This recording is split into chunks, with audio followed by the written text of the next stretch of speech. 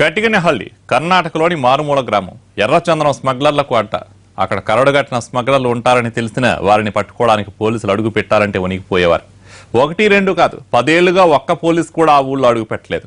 వెళ్లాలని చూసి ఎన్నోసార్లు చావుదెబ్బ తిన్నవారున్నారు. అలాంటి ఊళ్ళోకి వెళ్లి స్మగ్లర్లను ఈడ్చుకొచ్చి సంచలనం సృష్టించారు చిత్తూరు పోలీసులు. అసలు ఈ ఆపరేషన్ ఎలా సాగింది?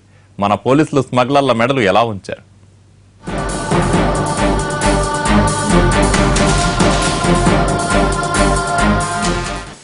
ఇదే కటికెనహళ్లి, కర్ణాటక గ్రామీణ జిల్లాలోని మారుమూల గ్రామం.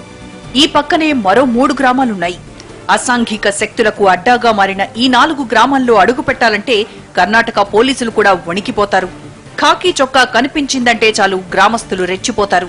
అసాంఘిక శక్తుల చేతిలో కీలుబొమ్మలా మారి పోలీసుల్ని ఎదురిస్తారు. గ్రామంలో అడుగు పెట్టారంటే చస్తామని బెదిరిస్తారు. రోడ్డుకు అడ్డంగా గ్యాస్ సిలిండర్లు పెట్టి ఆత్మాహుతి చేసుకుంటామని హెచ్చరిస్తారు. అయినా పోలీసులు వెనక్కి తగ్గకపోతే దాడి చేసేందుకు కూడా వెనకాడరు. 3 ఏళ్ల క్రితం టాస్క్ ఫోర్స్ పోలీసులు అక్కడికి వెళ్లి భయపడి తిరిగొచ్చేశారు.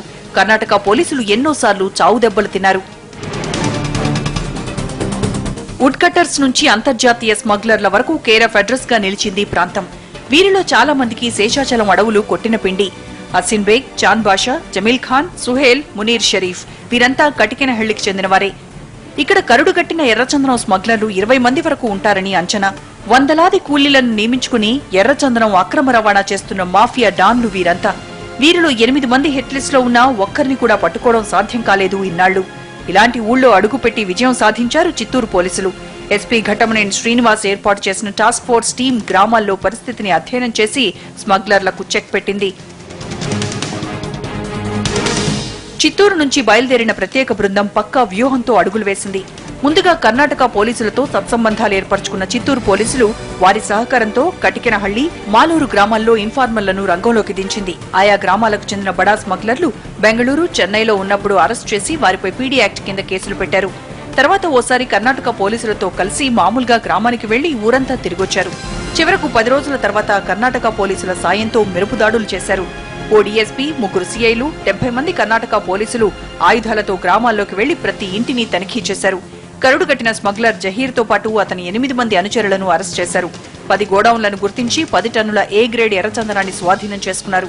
స్మగ్లర్ల వల్ల ఊరికి చెడ్డ పేరొస్తుండటంతో గ్రామస్తుల ఆలోచనల్లోనూ మార్పొచ్చిందని, అందుకే తమకు సహకరించారని చెబుతున్నారు పోలీసులు. దాడులు అనేది మన మీద ఇప్పుడు చేయడం అనేది లేదు. మనం ఆ ఊరికి వెళ్తే కానీ దాడులు అనేది చేయడం లేదు. అలాగే కర్ణాటక పోలీసులు కానీ మనకు పూర్తిగా సహకరిస్తున్నారు. అంటే ప్రతి విషయంలో మనం వెళ్ళి చెప్పిన వెంటనే వాళ్ళు మనకు వస్తారు. మొన్న ఇప్పుడు 6 టన్నులు మనం సీజ్ చేసిన ఈ అప్పన్నహల్లిలో సీజ్ చేసాం మనం. అక్కడ కానీ డిఎస్పీ స్థాయి ఆఫీసర్ కానీ వచ్చి నిలబడి మనకు అంతా సహకరించి చేసి పంపించారు. ఇన్నాళ్లు కొంతమంది స్థానిక పోలీసులు స్మగ్లర్లకు సహకరించినట్టు కర్ణాటక పోలీసు ఉన్నతాధికారుల విచారణలో తేలింది. దీంతో 2 హెడ్ కానిస్టేబుళ్లను సస్పెండ్ చేశారు. మరో 2కి ఛార్జ్ మెమో ఇచ్చారు. ఆ ఊళ్ళో ఏం జరుగుతుందో కర్ణాటక ప్రభుత్వానికి తెలిసినా ఇన్నాళ్లు పిల్లిమెడలో గంట ఎవరు కడతారన్నట్టుగా ఎదురుచూశారు. చివరకు ఆ పని చిత్తూరు పోలీసులు చేసి స్మగ్లర్ల కోటను బద్దలు కొట్టారు.